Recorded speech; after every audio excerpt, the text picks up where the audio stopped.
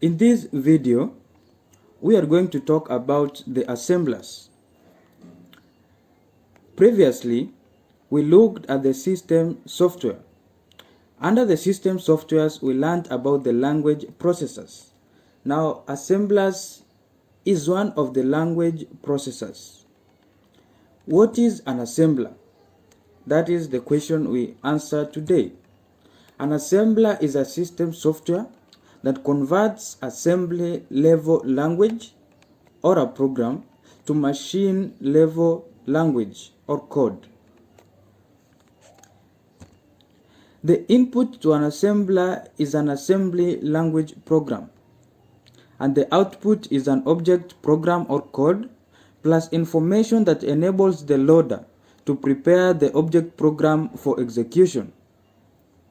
We can say it is a basic machine used by the programmer that interprets certain fundamental instructions to a series of zeros and ones, that is the machine language, and places them into the memory of the machine. Advantages provided by the assembly language programming include: it increases the efficiency of the programmer.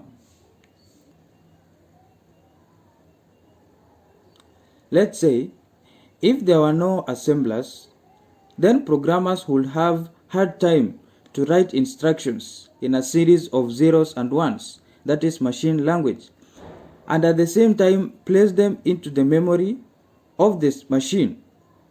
Imagine how tedious and time consuming that could be. The next advantage is the increase of productivity.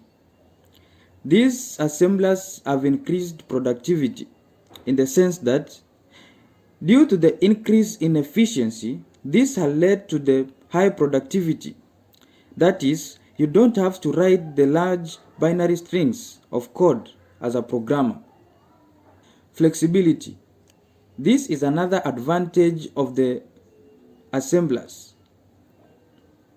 Assemblers have flexibility in writing programs customized to the specific computers.